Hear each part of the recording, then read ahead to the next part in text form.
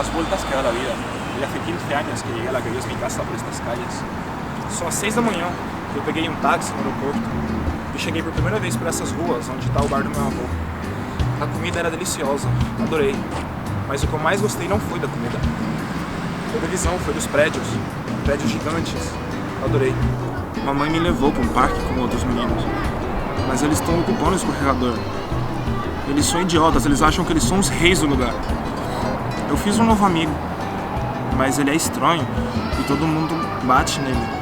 Eu gostaria de ajudar ele, mas é que eu tenho medo. Eu tenho muito medo.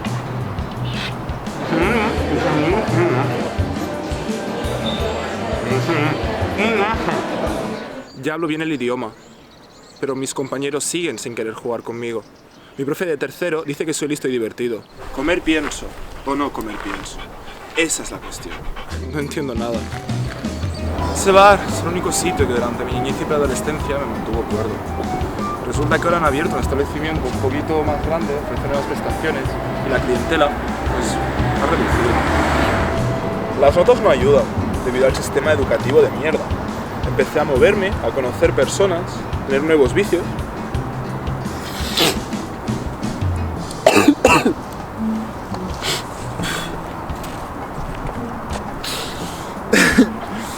Vivimos en un caleidoscopio y esta mañana me he levantado desnudo, pero el día se me quedó corto. Por la noche decidí salir de fiesta.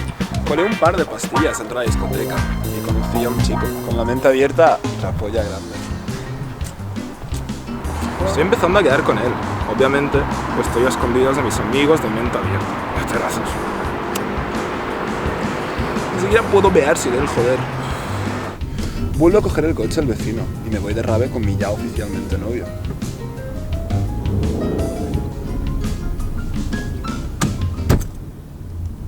La noche prometía, pero el muy idiota del vecino se ha olvidado de poner aceite y el que parece que yo pierdo no vale aquí, es solamente para engrasar las resitas de mis amigos. Mi novio va a mear a una farola mientras yo toque todo el capó. Lo miro y veo que 3 gilipollas lo están golpeando a muerte. Me acobardo y me escondo tras el capó.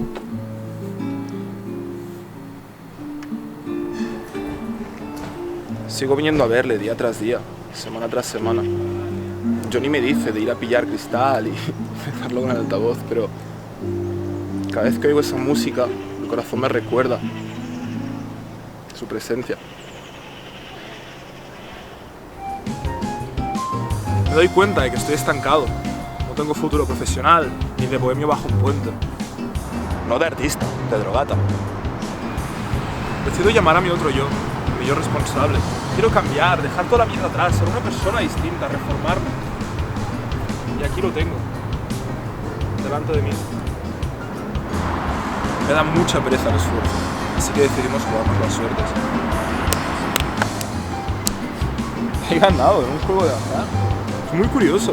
Nunca había arriesgado tanto en un simple juego, a pura suerte, habiendo más ruletas que panaderías en mi barrio.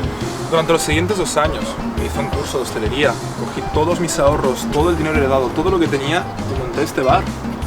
Y hoy, donde todo empezó, ese día que llegué a España, hoy empieza todo aquí otra vez. Perdón, ¿es usted el dueño de este bar? Hola, sí, soy yo. ¿Qué opina del cierre de la hostelería?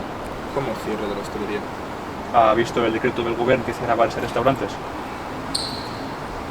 ¿Qué? El auge de la pandemia, ¿qué opina? Foda-se. Bueno, no aguanto más al tío ese, que se pasa el día desnudo en la Plaza de Europa y eso me usa para liar cigarros. Estoy hasta la polla del tío ese. ¡Apaga!